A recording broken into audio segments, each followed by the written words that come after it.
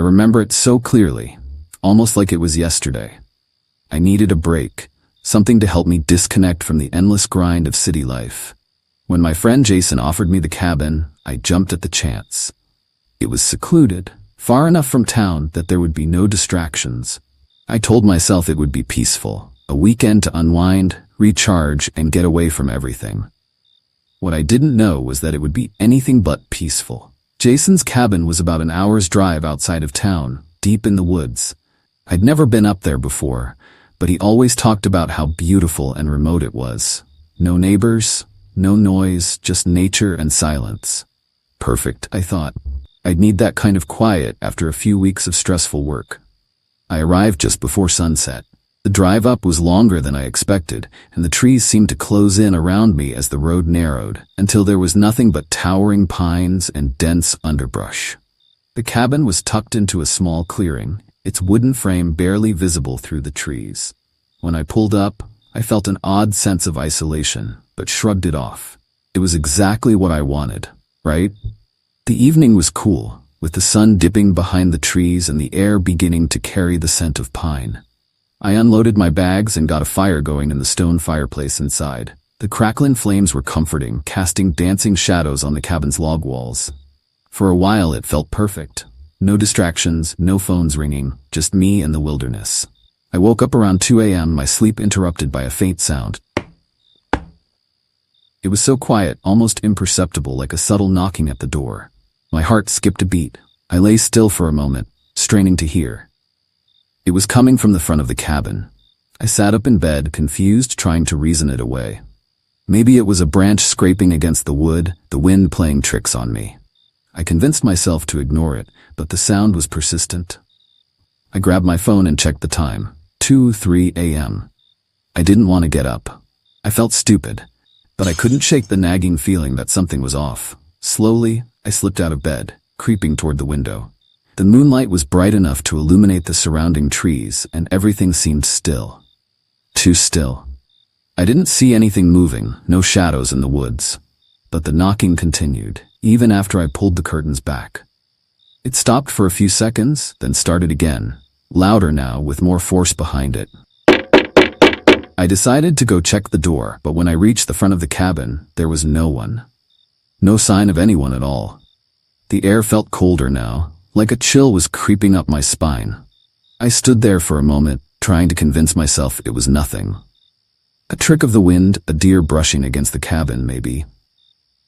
But something didn't sit right with me. I didn't sleep much after that. Every creak of the cabin, every gust of wind, made me jump. The next morning, I went outside to clear my head. The sun was just starting to rise, painting the sky with shades of orange and pink.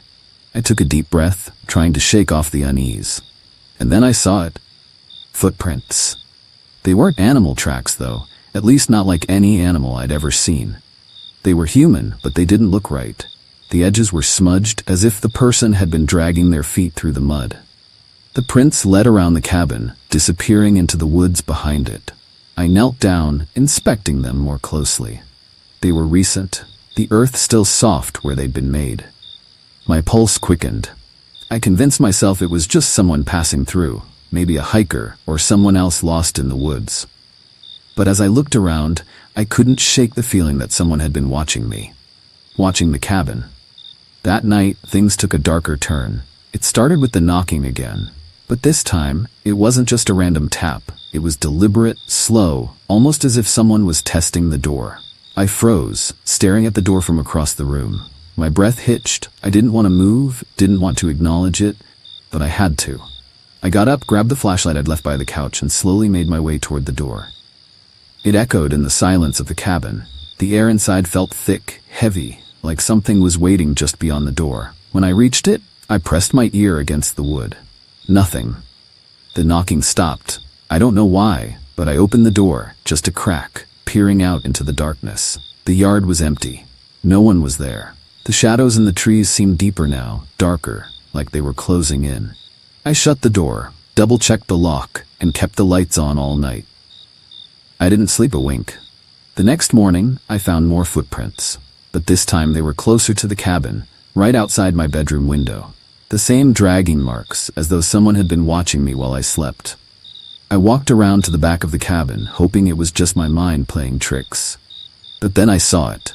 A symbol. Etched into the wood near the back door, faint but still there. An eye, with a line slashed through it. It wasn't deep, but it was fresh, like someone had scratched it into the wood only hours before. A chill ran down my spine as I ran my fingers over the markings. I didn't know what it meant, but I could feel the weight of it. I stayed inside the rest of the day, pacing, trying to shake off the paranoia. But as night fell again, the knocking came back. This time not from the door, but from the back of the cabin. Slowly, methodically, it moved around the cabin, stopping just outside my window. I couldn't take it anymore. I grabbed my bags, my keys, and everything I could carry, and I bolted. I didn't even lock the cabin behind me. I just drove, fast, back toward civilization, trying to outrun the feeling that I wasn't alone. When I called Jason, I told him everything. He listened, but there was something in his voice that made me uneasy. He didn't seem surprised. In fact, he just said, "You're not the first one to hear it." Apparently, the previous owner had been complaining about the same thing, knocks in the night, strange symbols, and the feeling of being watched. Jason said he thought it was just the isolation getting to him. "The forest does that to people," he told me. "Makes you hear things, see things. It messes with your head." But something about his tone made me wonder.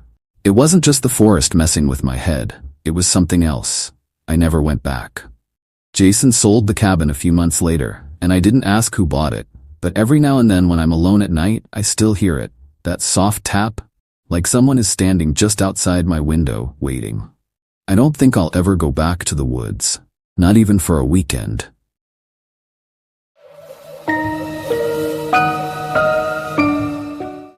It was a dark and rainy night when I found myself driving down an isolated country road, heading home after visiting a friend.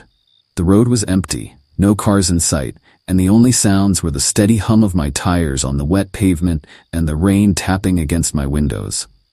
Out of nowhere, I saw her. A woman standing by the side of the road. She looked drenched, almost desperate, and something about her stood out. I felt uneasy but couldn't just leave her there, so I pulled over to offer her a ride. She climbed in, shivering, and thanked me quietly. "Where are you headed?" I asked, trying to make conversation, but she just stared ahead. Her silence was unsettling. After a long pause, she spoke softly. "I'm just trying to get home, but I don't have much time." I wasn't sure what to make of that, but I didn't press the issue. As I drove, though, I started to notice things that unsettled me even more. Her skin was unnaturally pale, almost ghostly, and her wet hair looked like it had been dry for a while, like it hadn't even been touched by the rain. I glanced at her again. Her face was expressionless, as if she were lost in thought, or perhaps in another world. "Where do you live?" I asked, trying to break the tension. She turned to me then, her pale eyes locking with mine. "Not far," she said, her voice distant, but her gaze lingered on me in a way that made my skin crawl. Minutes later, she pointed toward a house up ahead and said, "Stop here." I pulled over, staring at the house. It was old, run down, the kind of place that had clearly been abandoned for years. The windows were cracked, and the paint on the front door had peeled away. It didn't look like a place anyone would want to live, and certainly not someone in the state she was in. She opened the door and stepped out, her wet shoes slapping the pavement with every step. Before she closed the door behind her, she turned back to me and said, "Thank you for the ride." Her voice was so quiet, almost a whisper, that I barely heard her. I watched her walk toward the house, her figure fading into the shadows. Something about the way she moved made me feel uneasy, like she was already fading from this world. I quickly drove off, eager to put the strange encounter behind me, but I couldn't shake the image of her pale face from my mind. The next day, I passed by the same road again, and for some reason, I felt the urge to see if the house was still there. As I drove past, I saw it was still standing, but there was no sign of anyone. No woman, no movement, just the old, decaying house. I glanced at the front gate and noticed something I hadn't seen the night before, a small weathered plaque near the door. I pulled over to get a closer look. It read, "In loving memory of Emily Parker. Died 10 years ago." It hit me like a punch to the gut. The woman I had picked up on that rainy night, she had been dead for years. I sat in my car for what felt like an eternity, staring at the plaque. I couldn't understand it. How was she there? How had I seen her so clearly? Was it a ghost? Or had I imagined the whole thing? I don't know. All I know is that I've never driven down that road at night again. And every time I pass it during the day, I wonder if Emily Parker is still out there, waiting for someone to give her another ride.